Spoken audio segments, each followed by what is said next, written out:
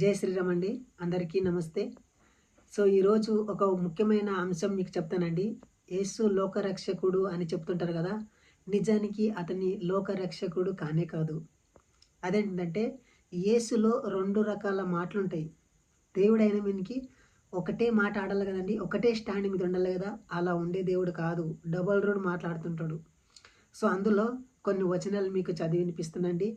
నేను ఈ వీడియో ఎందుకు చేస్తున్నానంటే ఇది క్రైస్తవులకు విరుద్ధమైన వీడియో కాదండి.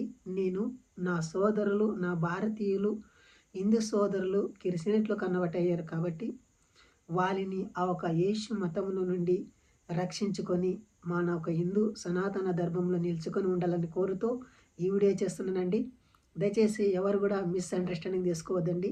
అందరూ కూడా ఈ వీడియోని లైక్ చేసి సబ్స్క్రైబ్ చేయండి. ముఖ్యంగా హిందూ బంధువులు మీరు చాలా సపోర్ట్గా ఉండాలి. ఎందుకంటే అగ్నిలో నుండి కొందరిని రక్షించాలి అన్నట్లు వాళ్ళ బైబిల్లో ఉంటుంది.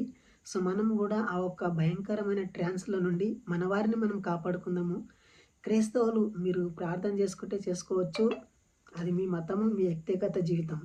మేము ఎందుకు అలా ప్రార్థిస్తున్నామంటే మా ఒక ప్రయత్నం ఎందుకంటే సో ఈ మట్టులో ఎవడు పోతే పాస్టర్లు అయిపోతున్నారు, అబద్ధాలు బోధిస్తున్నారు.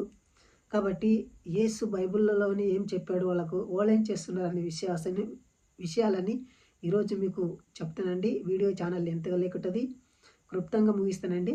చూడండి. సో నేను ఒక వచనము 2-3 వచనాలు మీకు వినిపిస్తానండి. మనము నీతిని అనుసరించి చేసిన క్రియల మూలంగా కాక తన కనికరం చూపుననే పునరుత్థాన సంబంధమైన స్నానము ద్వారా పరిశుద్ధాత్మకు నూతన స్వభావమును కలుగజేయట ద్వారా మనలను రక్షించెను.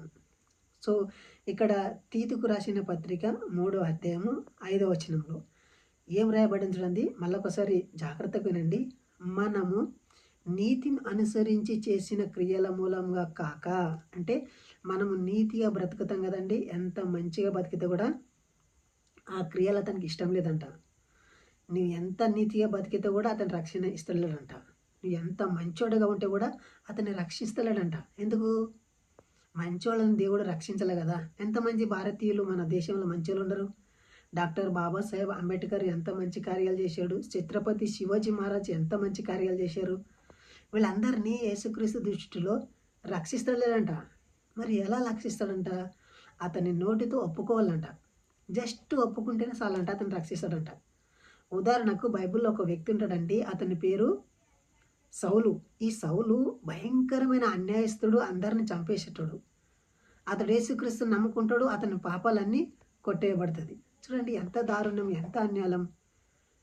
ఒకరోజు ఏం చేస్తుంది, యేసుక్రీస్తులో 2 మాటలని నేను అంటానండి. 2 మాటలు చూపిస్తాను కదా వాక్యం లోపలికి వెళ్ళి.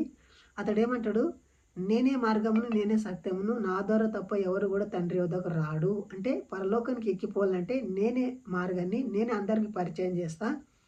వీడు చిన్నోడు, వీడు పెద్దోడు, వీడు ప్రార్థన చేసేటోడు అంటున్నాని పరిచయం చేస్తా అంటున్నాడు.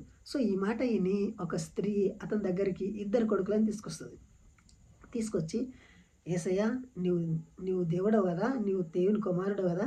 సో నా 2 కొడుకులు నీ కుడి వైపున ఒకటి, ఎడమ వైపున ఒకరిని కూర్చుండడానికి పర్మిషన్ ఇవ్వు అంటది. సో అప్పుడేమంటాడు, నా దగ్గర ఏవి కూడా పర్మిషన్ లేవు, నా దగ్గర ఏమీ లేదు, నా అధికారంలో లేదు.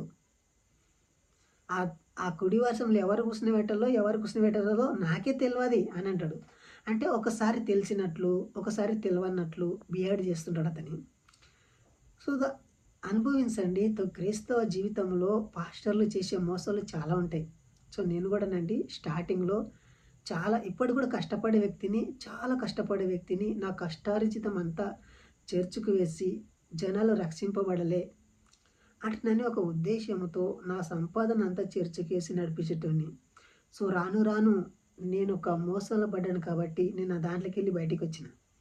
సో చూడండి, చాలామంది రక్షింపబడ్డాము, నేను పచ్చి తాగుబోతుని, పచ్చి వ్యభిచారకుని అన్నారు కదా. సో అలాంటి వారే దేవుడు ఏమన్నాడు, నేను మంచోళ్ళ కోసము రాలేదు, నేను చెడ్డోళ్ళ కోసమే వచ్చిన, నేను పాపల కోసమే వచ్చిన అంటే అన్నాడు. సో దయచేసి ఆలోచించండి. ఇలాంటి కార్యాలు చేసే దేవుడు ఎవరిని రక్షించలేడు. అతన్ని ఇశ్రాయేలుకు రక్షకుడు అని చెప్పుకున్నాడు అక్కడి దేవుడు. కానీ ఈ మన భారతీయులు పాస్టర్లు ఏం చేస్తున్నారంటే అందరినీ మత మార్పిడి చేస్తున్నాడు. కానీ ఈ మత మార్పిడి బారి నుండి మన హిందువులు రక్షించుకోవాలి. అతని లోపట ఏదైనా మిరకల్ ఉంది, ఏదో రక్షణ పొందుతామంటే అది అసాధ్యమండి. అది ఎక్కడ పోయినా కూడా జరగది. నేను అనుభవించిన కాబట్టి మీతో చెప్తున్నా. మీరు ఇనకపోయినా మీరు రక్షింపబడాలని కోరుతూ, మీరు ఒక అన్యాయానికి గురి కారాదు, అబద్ధానికి గురి కారాదని కోరుతూ ఈ వీడియో చేస్తున్నానండి. ఈ వీడియోలో మీకు ఏమైనా డౌట్లు, సందేహాలు ఉంటే కామెంట్ చేయండి. వీలైన వాళ్ళు కాల్ చేయండి.